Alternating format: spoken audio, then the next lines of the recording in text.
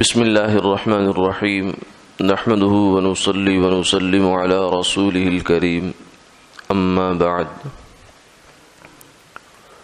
عن أبي هريرة رضي الله تعالى عنه قال قال رسول الله صلى الله عليه وسلم اجتنبوا السبع الموبقات وذكر منها وقتل النفس أو كما قال عليه الصلاة والسلام۔ حضرت ابو ہریرہ رضی اللہ تعالی عنہ سے مروی ہے کہ رسول اللہ صلی اللہ علیہ وسلم نے یہ ارشاد فرمایا کہ 7 ہلاک کرنے والی اور برباد کرنے والی اور تباہ کرنے والی چیزوں سے بچو،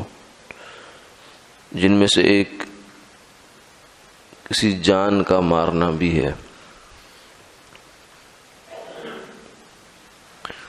انسانی جان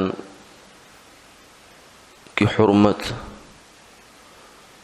اللہ رب العزت نے اور ان کے پیارے حبیب صلی اللہ علیہ وسلم نے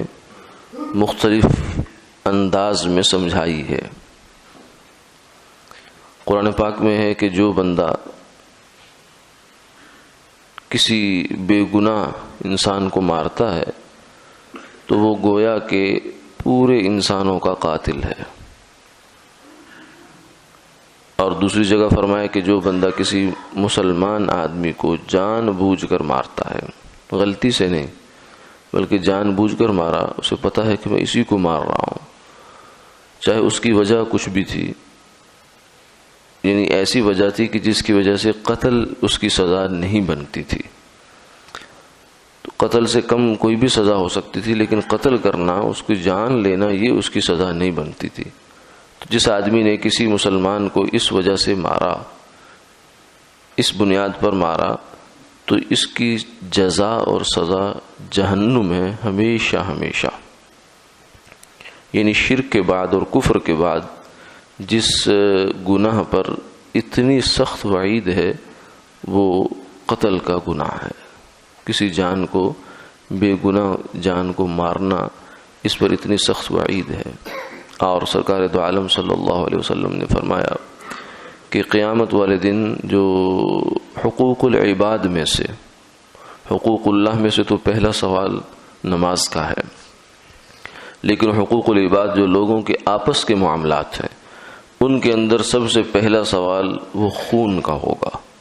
کہ کسی انسان نے دوسرے کا اگر خون لیا ہے اور جان لی ہے اس کی، تو اس کا سوال اس سے قیامت والے دن ہوگا کہ تم نے کیوں مارا تھا اس کو۔ اور فرمایا کہ جو مقتول ہے وہ اپنا خون اور جو ہاتھ سر ہے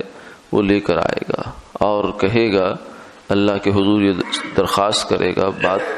استغاثہ کرے گا کہ اس سے پوچھا جائے کہ اس نے مجھے کیوں مارا، بِأَيِّ ذَنبٍ قُتِلَتْ، کس گناہ کی وجہ سے یہ مارا گیا، اس کو مارا گیا، اس سے پوچھا جائے۔ تو ایسے موقع پر جب حشر کا دن ہوگا اور اللہ کی عدالت ہوگی، اللہ کا دربار ہوگا، اور بے گناہ مدعی مجھے جو ہے وہ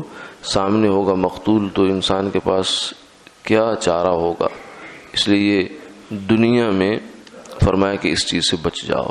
وَلَا تَقْتُلُوا النَّفْسَ الَّتِي حَرَّمَ اللَّهُ إِلَّا بِالْحَقِّ، ایسی جان کی جس کا مارنا بغیر کسی شرعی وجہ کے ممنوع ہے، اس کو نہ مارو گے تو یہ بہت بڑے خسارے کی بات ہے۔ اس دن جہاں انسان نے ایک درہم یا تھوڑے سے چند پیسوں کے مقابلے میں کتنی بڑی نیکیاں دینی پڑیں گی، تو وہاں اتنے بڑے گناہ کا جو تقابل ہوگا وہ اس کے کوئی اندازہ نہیں کیا جا سکتا کہ انسان کے لیے قیامت والے دن یہ گناہ کتنے بڑے خسارے کا باعث بن جائے گا۔ اور عموماً یہ کام آدمی کیا کرتا ہے جذبات میں آ کر، غصے سے مغلوب جب ہو جاتا ہے تو پھر شیطان اس سے یہ کام کروا گزرتا ہے کہ تو قتل بھی کر گزر، اور پھر اس کو یہ باور کراتا ہے